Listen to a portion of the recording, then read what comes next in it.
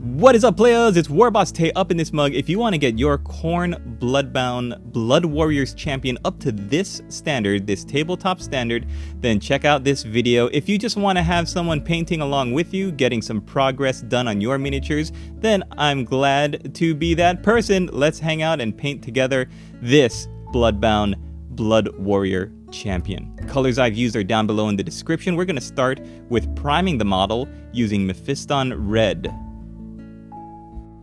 Once the primer is dry on your Chaos Champion, you're going to take out your Abaddon Black. We're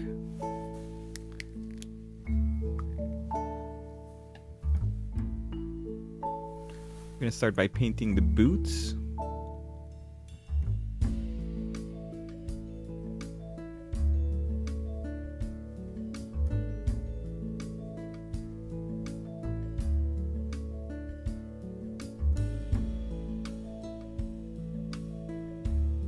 As well as any silver areas, such as the hanging chainmail,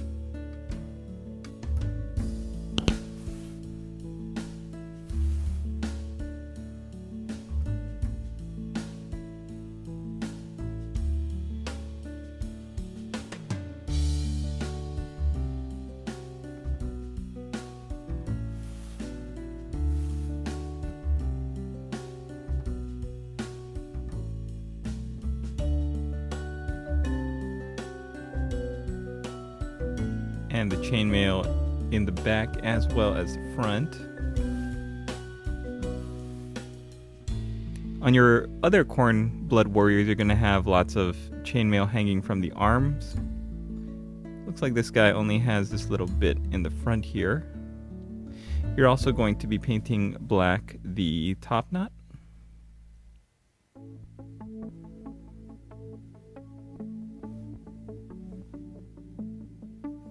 This is why it's good to have your model mounted on something such as a handle. Games Workshop sells a handle as well. You could put the model on some blue tack and put the blue tack on a prescription pill bottle. I mentioned this a lot in my other videos, but sometimes people ask me what I use. And this is just a piece of cork from a craft store.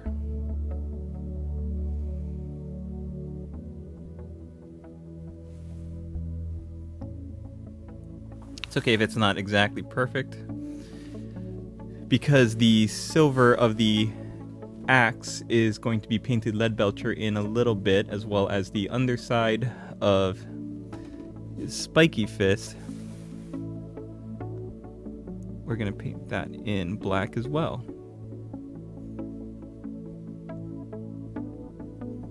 And I actually just took a look at the box art, and it looks like some guys have, if you have a spiky fist or whatever arms you use for the axe, or the gore fist, you're going to have some silver chainmail hanging.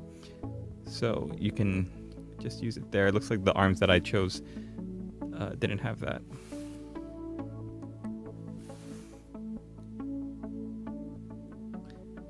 And there we go, painting the axe.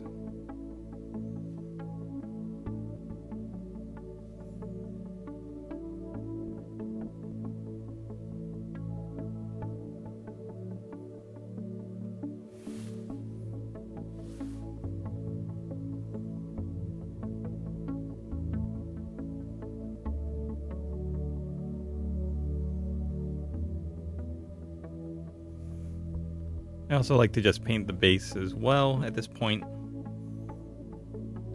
just so that will be dry by the time we get to the end of the model.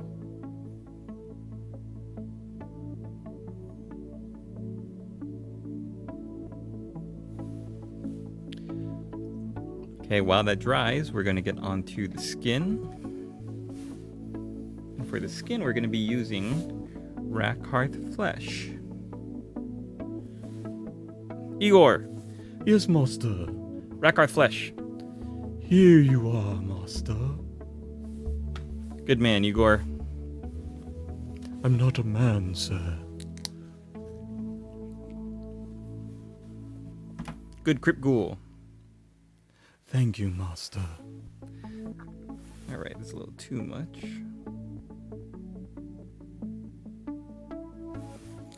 So with this, you're just going to be looking for the fingers, the arms, depending which arms you choose. If you decide to arm your your champion with an axe or a gore fist, it will change where the skin is. But oops, looks like I got a little Abaddon Black there. But wherever the skin is visible, you want to be able to angle your brush so you can reach all the way into the back where the bicep is. And the shoulders.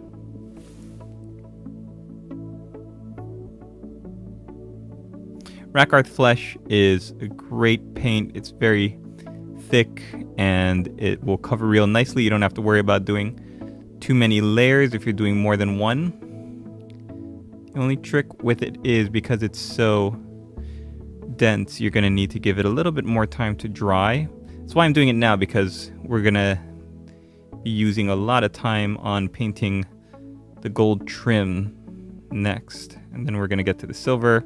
So by the time we get back to shading the skin, it should be ready.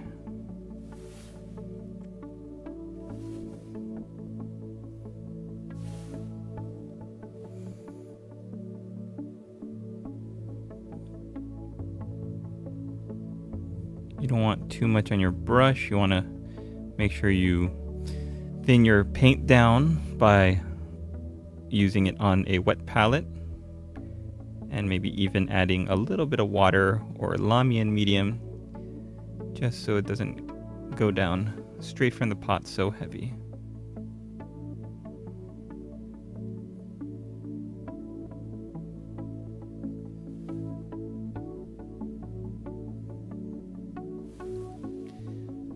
Okay. The color we're going to use for the gold trim is called Skullcrusher Brass. What do you know? Because these guys are Khorne.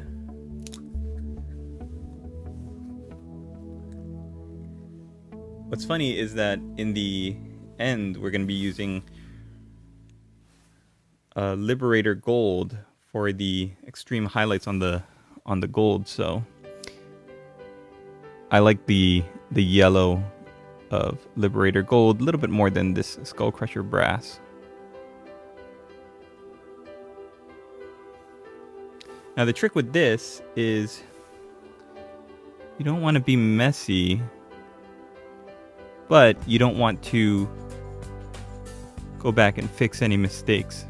I always start from the bottom. You notice how I started by painting the boots.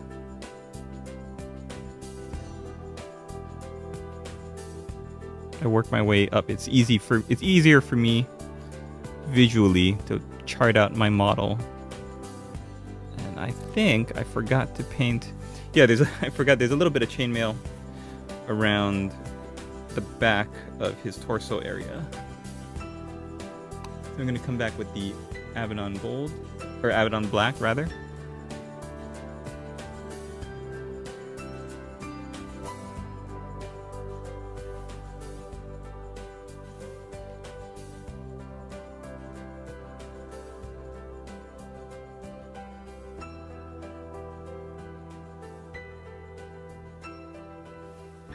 Now, because I forgot to paint this, if you get any of the black on the trim, as I just did, you're going to have to let that dry, or else your Skullcrusher Brass is going to go mess that up. So I'm going to just hit this plate.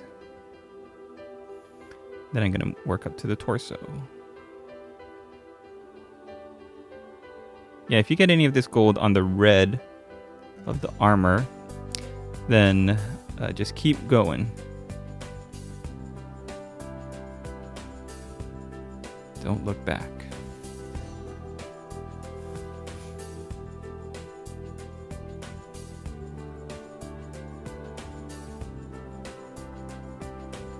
I'm just looking for this really ornate trim of the armor.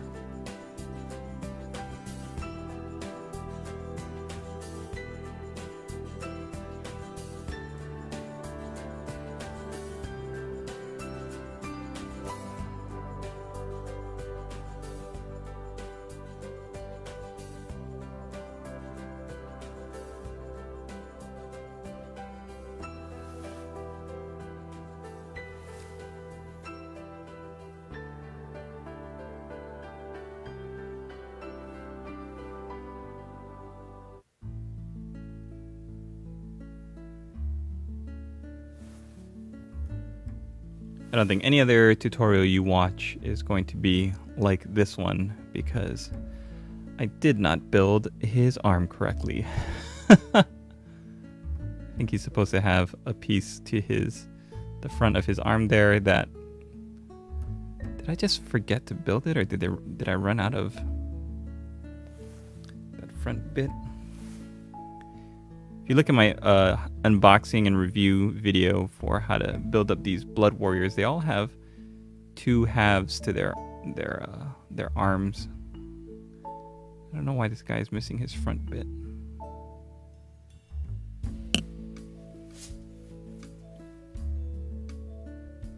Tricky thing is, because he's got such a high gorget,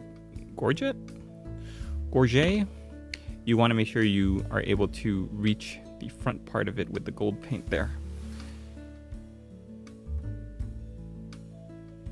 We've done what we can because he's got some parts that are in gold, but right now they're Abaddon Black and we're waiting for it to dry. We might have to come back to it. So the last part, of course, is gold trim on his arm pieces.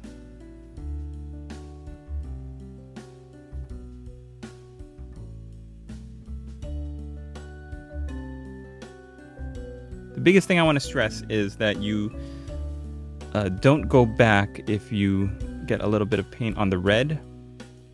You want to make sure that you're trying not to get this gold paint on the red as much as possible.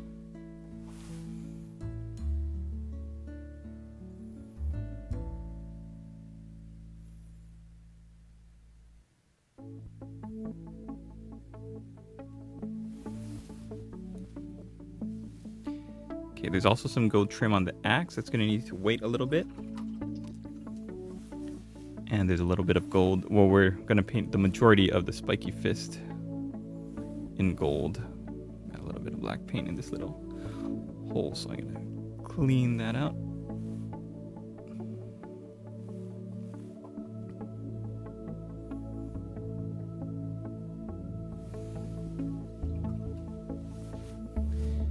Okay, next, we're gonna move on to Mournfang Brown. This color is gonna be used on the banding on the weapon, the axe, as well as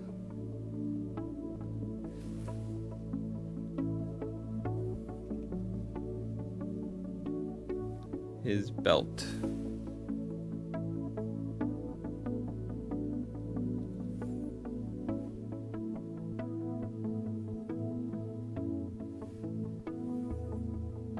And, oh, I'm sorry, also his arm wrapping.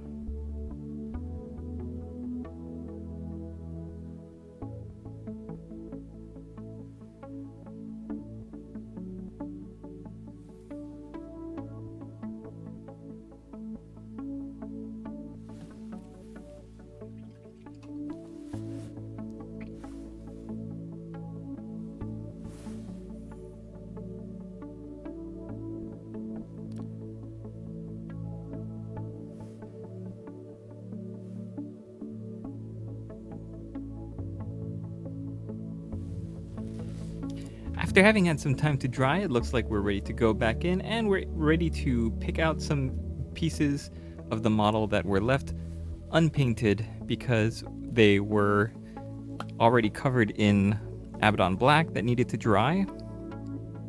So we're going to be using Mournfang Brown now to paint any cords or little strands like that. We're also going to be using it to color in his wrapping for his top knot.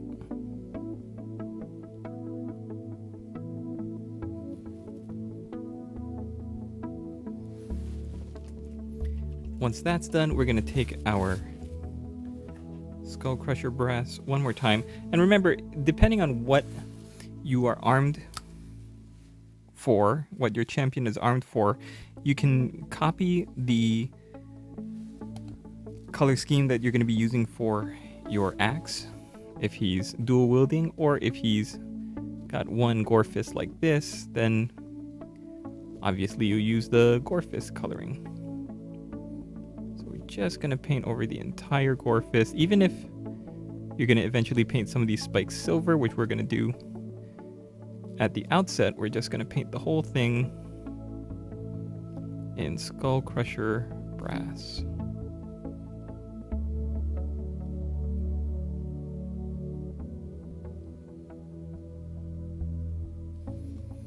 This is now also the point where we're going to look for any gold areas that we're going to be painting our model with. So we're going to go back to the axe once that's dry, now that that's dry, and we're going to paint the banding with Skullcrusher Brass, and we're going to paint the blade in silver or Leadbelcher. Now that everything is dry and I can work on the metal part of the model that I missed earlier, I'm going to use Leadbelcher to paint the axe head as well as the main part of the axe body. You guys remember Axe body spray? God, that was a fad that I am very pleased did not survive the early 2000s. Ugh.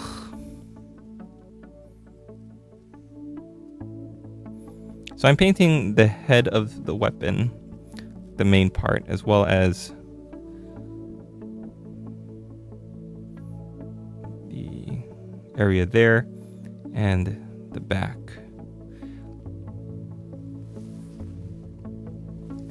We are almost done with this part of the armor. Very pleased. Next, I'm going to use Skullcrusher Brass. This is going to be painted onto the trim.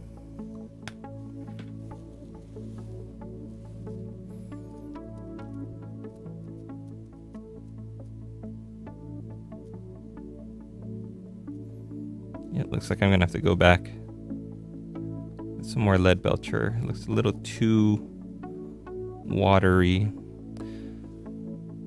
I shook my pot earlier. Looks like I didn't do a very good job of it.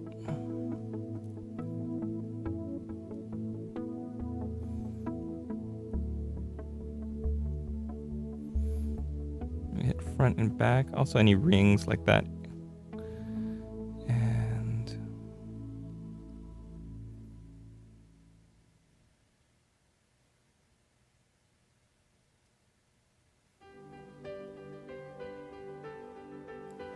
The good thing about painting an entire squad of these guys is that when you're working on the next model, you can let the model you're currently working on dry, and by the time you get to the end of the line, your model is going to be dry and ready to go. So I'm going to let that dry. I'm going to shake up my Leadbelcher so that doesn't happen again. It sounds like this one needs a paint pill. And then I'm going to paint now the chainmail.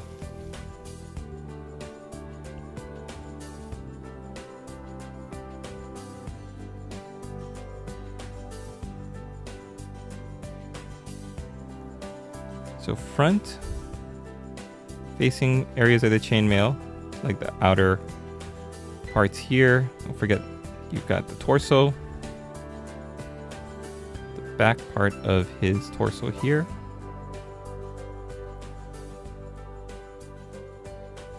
As well as the back, which you can see peeking out.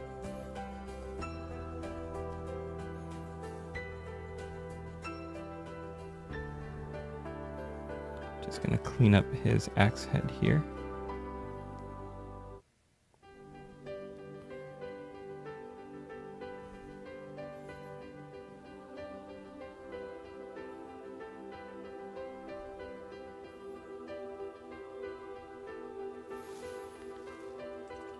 All right, once this part of the model is dry, we're going to come back and we're going to finish it with the last part of this tutorial, which is going to be the washes.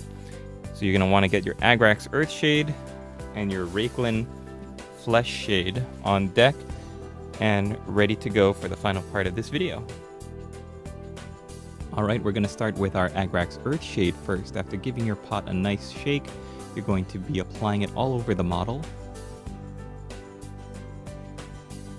And as you're applying it, you want to make sure you don't let it pool in any of the red areas. What I've noticed was that the trim on the armor creates almost like the rim of a bowl.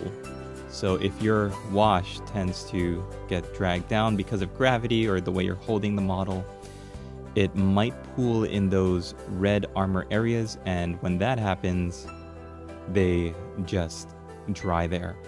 Now we're going to take our Reikland Fleshshade, give that a good shake, and we're going to be applying this to the head, the fingers, and the arms. Because Reikland Fleshshade is a bit of a warmer color, it's got reddish tones to it, whereas Agrax Earthshade has a more brownish black color to it. You don't want to apply too little of the Reikland Fleshshade, and at the same time, if you apply too much, it's going to clog up all the details. So you want even application. Spread the wash around.